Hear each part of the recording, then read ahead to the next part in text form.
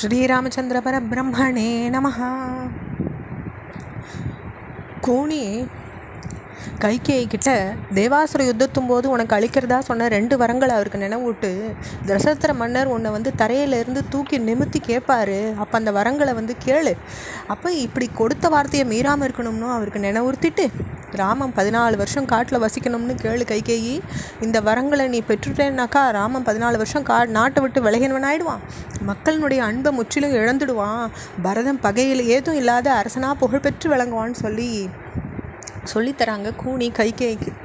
இப்படி தீமையை நன்மை போல எடுத்துரைச்ச மந்திரியினுடைய வார்த்தை, அதாவது கூனியினுடைய வார்த்தையை கேட்டுண்டு கைகேயினுடைய மனசு ரொம்ப கலங்கிடுத்து. அதில் நன்மை எது கெட்டது எது எதுவுமே தெரியாத தன்மை ஆயிட்டாங்க அவங்க. தூய எண்ணங்கள் நிறைஞ்சிருந்த கூனியினுடைய உபதேசத்தை கேட்டு பெரும் அகங்காரம் கொண்டவளாக விளங்கினாங்க. நெறிக்கெட்ட வழியில் போக ஆரம்பித்தாங்க. விபரீதத்தையே விவேகமாக நினைக்கிற நிலைக்கு வந்துட்டாங்க கைகேயின்னு சொல்லப்பட்டிருக்கு.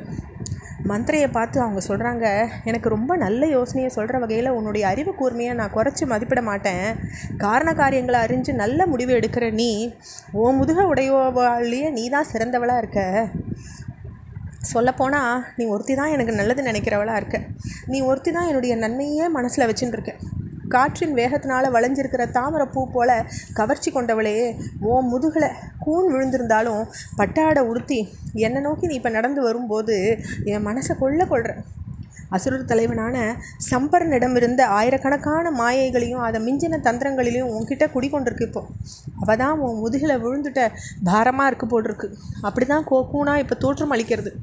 உன்னுடைய அருமையான யோசனையை ராஜரீக நுட்பங்களையும் பெருமையோடு விளங்குகிறதுக்குரிய தேவையான வித்தைகளையும் எல்லாமா சேர்ந்து தேர் சக்கரத்தை மையம் போல் உருக்கொண்டு இப்போ அதெல்லாம் இருக்குது. பருத்த தோற்றம் அழிச்சுண்டு உன் முதுகில் கூணாது இருக்குன்னு நான் நினைக்கிறேன். ராமன் காட்டுக்கு போய் பரதனுக்கு பட்டாபிஷேகம் நடந்து முடிஞ்சோன்னே உன் கூன் மேலே பொன்னால் செஞ்ச ஒரு மாலையை நான் சூட்டுறேன். தங்கத்தின் நிறம் கொண்ட வசதியான சந்தனத்தை அதன் மேலே நான் பூசுகிறேன். உன்னுடைய நெற்றியில் தங்கத்தினால் பூசப்பட்ட திலகத்தை நான் வைக்கிறேன். உனக்கு ஆபரணங்களை சூட்டுறேன். நல்ல ஆடைகளை அணிஞ்சுக்குமாறு செய்கிறேன். பலவிதமான நகைகளை பூண்டு ஒரு தேவதை போல் நீ இங்கே வலம் வரப்போகிற. மன்னரின் மற்ற மனைவிகளை சார்ந்தவாளும் துன்பத்தை அடைகிற வகையில் நீ நிலவொத்த முகத்தோட சிறப்பான நிலையை அடைய போகிறேன்னு கைகேயி ரொம்ப சந்தோஷத்தில் சொல்கிறாங்க. இப்படி கொண்டாடப்படுறாங்க கூனி. அப்போது கூனி அவங்கக்கிட்ட சொல்கிறாங்க, உத்தமையே கைகேயி, நதியில் வெள்ளப்பெருக்கு உண்டாகி அது பாய்ந்து தீர்ந்துட்ட பிறகு அணை போடுறதுல அர்த்தம் இல்லை. உடனே எழுந்துரு, எடுத்த முடிவை நிறைவேற்று, மன்னரை எதிர்பார்த்து காத்துருன்னு உற்சாகப்படுத்துகிறாங்க கைகேயி கிட்ட கூனி. தனக்கு வாய்ந்த நன்மைகள்னால கர்வம் கொண்டவளும் கூனியால் தூண்டப்பட்டவளுமான கைகேயி கோபத்தை காட்டணும்னு நினைக்கிற போது அந்த அறையில் போகிறாங்க. எங்கே கோபத்தை காட்டணுன்றதுக்கு ஒரு அறை வச்சுட்டு இருந்தாங்க போல். மந்திரியோடு போய் அடையிறாங்க. மிகவும் மதிப்புமிக்க ஆபரணங்களை எல்லாம் கழற்றி தரையில் வீசி எறிஞ்சாங்க.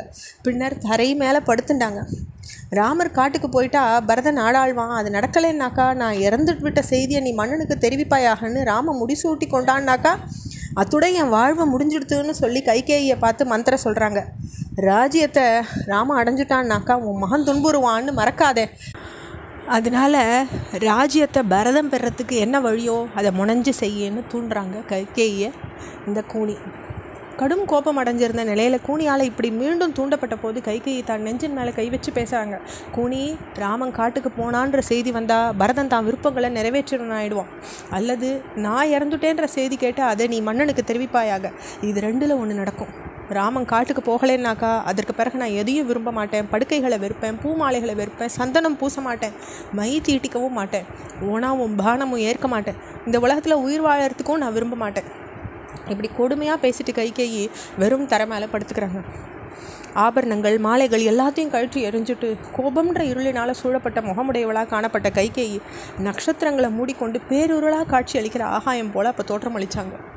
கைகேயினால் கழற்றி எறியப்பட்ட மாலைகளும் ஆபரணங்களும் வானத்தில் நட்சத்திரங்கள் ஒளிபென்று மின்னுற மாதிரி தரையில் ஒளி வீசி நின்றுட்டு இருந்தது. தலைமுடிய ஒரே ஒரு முடிச்சினால் கெட்டியாக முடிஞ்சிட்டு வெற்று தரையில் படுத்திருந்தாங்க கைகேயி. கோபம் தலைக்கு ஏறினவளாக காட்சி அளித்தாங்க. மந்திர தான் எடுத்த காரியம் நிறைவேற்றிட்டதாக ரொம்ப மகிழ்ச்சி அடைத்தாங்க. இதனுடைய தொடர்ச்சியை நம்ம அடுத்த பகுதியில் பார்ப்போம். ஸ்ரீராமச்சந்திர பரபிரம்மணே நமஹ.